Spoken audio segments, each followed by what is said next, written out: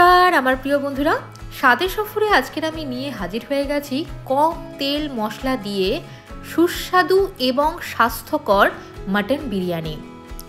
যারা একটু অসুস্থ, যাদের তেল মশলা কম খেতে বলা হয় বা একটু এজেড পারসন, তারা তো বিরিয়ানি দেখলেই ভয় পায়, কারণ বিরিয়ানি মানেই হচ্ছে প্রচুর মশলা, ঘি।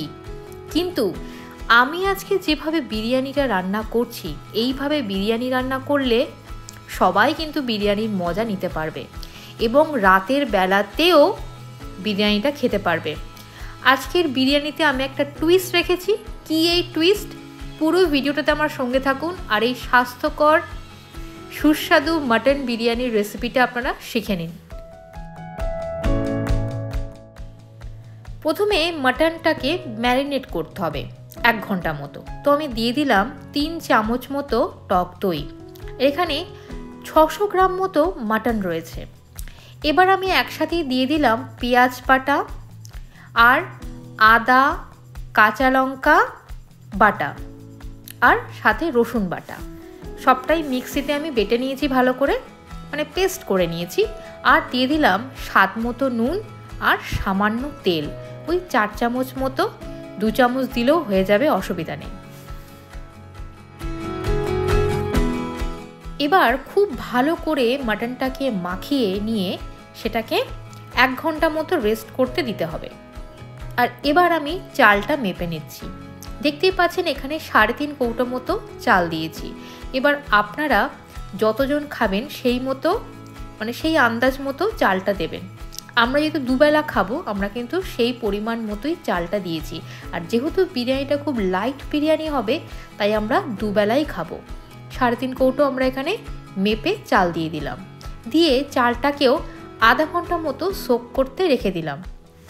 এবার একটা পাত্রে দুধ নিয়েছি, দুধের মধ্যে একটু বেশি করে স্যাফরান দিয়ে দিয়েছি। দিয়ে দিচ্ছি কেওড়া জল এবং গোলাপ জল, আর সাথে দিয়ে দেবো মিঠা আতর। এই 3টেই একসাথে জলের মধ্যে দিয়ে আমরা রেখে দেবো। যেহেতু আমরা এই বিরিয়ানির রেসিপিতে কোনো ফুড কালার ইউজ করছি না, তাই আমরা দুধের মধ্যে স্যাফরনটাকে ভিজিয়ে রেখে দিয়েছি যাতে ওই হলুদ রঙটা এসে যায়। এবার বিরিয়ানির আলুগুলোকে কেটে নিয়েছি। আলুগুলোকে সিটি দিয়ে নেব, তাই একটু জাস্ট ছুরি দিয়ে একটু গর্ত গর্ত করে দিচ্ছি যাতে ভালো করে সেদ্ধ হয়ে যায়। আর ডিম আমরা বেশি দেব না, মাত্র 2টো ডিম দিচ্ছি। দিয়ে এবার প্রেসার কুকারে দিয়ে দিলাম সিটি দেওয়ার জন্য। 2খানা মতো সিটি দিয়েছিলাম। আচ্ছা, বিরিয়ানির মশলাটা আমরা দিতে ভুলে গেছিলাম। তো এই মাটনটা যেটা ম্যারিনেট করে রেখেছিলাম সেটার মধ্যে দিয়ে দিলাম একটু বিরিয়ানি মশলা, ওই 1 টেবিল চামচ মতো।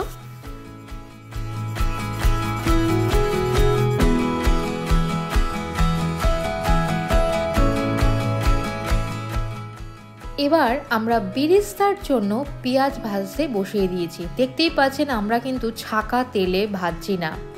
আর বেরেস্তাটা হয়ে গেলে আমরা এই তেলের মধ্যেই কিন্তু বিরিয়ানিটা করব, কোনো এক্সট্রা তেল আমরা আর দেব না।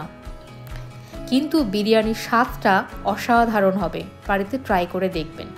তো দেখতেই পাচ্ছেন কতটা পেঁয়াজ আমরা ভাজলাম বেরেস্তার জন্য, কিন্তু সেই তুলনায় তেলের পরিমাণ কিন্তু খুবই কম। আর অবশ্যই তেলটা কিন্তু সাদা তেল। তো দেখতেই পাচ্ছেন কালারটা আস্তে আস্তে ব্রাউন হয়ে যাচ্ছে। তো আমরা এক্স্যাক্টলি এই কালারে নামিয়েছি। আপনারা চাইলে এর থেকে আরেকটু হালকা কালারও নামিয়ে নিতে পারেন, তবে যেন প্রপার পেঁয়াজটা ভাজা হয়। এবার দেখতেই পাচ্ছেন ওই তেলের মধ্যেই আমরা আগে থেকে ম্যারিনেট করে রাখা মাটনটা দিয়ে দিলাম। আর আলু ডিম সেদ্ধর সময় যেহেতু আমরা কোনো নুন দিইনি, তাই এখন আমরা সামান্য নুন দিয়ে আর কড়াইতে 1/2 চামচ তেল দিয়ে জাস্ট আলুটাকে একটু কড়াইতে স্ট্যান্ডিং টাইমে রেখে দেবো। আর আপনারা যদি আলু আর ডিমটা সেদ্ধ করার সময় পরিমাণ মতো নুন দিয়ে দেন, যাতে আলুর মধ্যে নুনটা ঢুকে যায়, তাহলে কিন্তু পরে আর আলুর গায়ে নুন লাগাতে হবে না। যেহেতু আমরা সেদ্ধ করার সময় নুনটা দিইনি, তাই আমরা এখন আলুটার গায়ে সামান্য নুন মাখিয়ে 1/2 চামচ মতো তেল কড়াইতে দিয়ে হালকা ঢেকে ভেজে নেব। সেটা কিভাবে করছি দেখিয়ে দিচ্ছি। তবে তার আগে দেখতেই পাচ্ছেন আমি কিন্তু মাটনের মধ্যে অনেকটা সয়াবিন দিয়ে নিয়েছি। আপনারা যারা চিকেন বা মাটন বাড়িতে রান্না করেন, ওই রান্নার মধ্যে রাতের জন্য সয়াবিন দিয়ে দিতে পারেন। ওই সয়াবিনের মধ্যে এত সুন্দর চিকেন মাটনের ফ্লেভারটা ঢুকে যায় যে রাতের বেলাতে আপনার রিচ খাওয়াও হলো না, কিন্তু সয়াবিনের মধ্যে আপনারা মাটন বা চিকেনের ফ্লেভারটা পেয়ে গেলেন। দেখতেই পাচ্ছেন, বলতে গেলে বিনা তেলেই আলু আর ডিমটাকে আমরা কড়াইয়ের মধ্যে রেখে দিলাম। হাফ চামচ তেল তো বুঝতেই পারছেন কতটাই কম। এবার আমরা হাঁড়ির মধ্যে দিয়ে দিচ্ছি চালটা, আর চালটাকে কুক করতে হবে 80% মতো। তো চালের মধ্যে আমরা এক্সট্রা করে কোনো রকম আর মশলাপাতি দিলাম না, জাস্ট প্লেন আমরা যেরকম ভাত রান্না করি সেই রকমই রান্না করব, সেরকমভাবেই আমরা মাঠটাকে জড়িয়ে নেব। শুধু চালটাকে আমরা 100% কুক না করে জাস্ট 80% কুক করব। মাটনেও আমরা সিটি দিয়ে নিয়েছি যতক্ষণ না মাটনটা সেদ্ধ হয়। দেখতেই পাচ্ছেন ওপরে সয়াবিনগুলো রয়েছে। এবার চলুন, আমাদের ভাতও হয়ে গেছে, এবার আমরা লেয়ারিং করব। লেয়ারিং করার আগে সামান্য ঘি মাখিয়ে নিয়েছি, আপনারা চাইলে তেলও মাখিয়ে নিতে পারেন। যেহেতু আমরা লেয়ারিং করছি আর আমরা রান্নায় অনেকটাই ঘি ইউজ কম করেছি, তাই আমরা হাঁড়ির গায়ে হালকা করে ঘি লাগিয়ে নিলাম। এবার তেজপাতাগুলো দেওয়ার কারণ এটাই, যাতে তলায় মানে হাঁড়ির তলায় ভাতটা লেগে না যায় বা পুড়ে না যায়। অবশ্যই তেজপাতাগুলোকে আমরা সুন্দর করে ধুয়ে নিয়েছি, আর ভাতের মারও ঝরিয়ে নিয়েছি। চালটা কিন্তু বেশ ঝরঝরে হয়েছিল।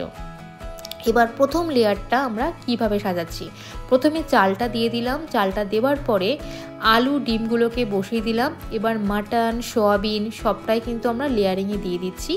দিয়ে দেবো বেরেস্তা, দিয়ে দেবো খোয়া ক্ষীর, বিরিয়ানি মশলা, আর সামান্য করে প্রত্যেকটা লেয়ারিংয়ে কিন্তু নুন দিতে হবে।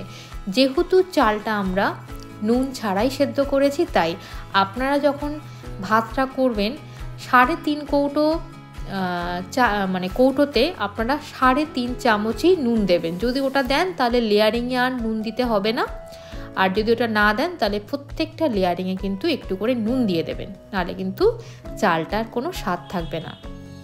দেখতেই পাচ্ছেন সমস্ত কিছু, মানে যে আমরা কেওড়া গোলাপ জল দিয়ে দুধ স্যাফরন ভিজিয়ে রেখেছিলাম সেটাও কিন্তু প্রত্যেকটা লেয়ারিংয়ে দিয়ে দিতে হবে।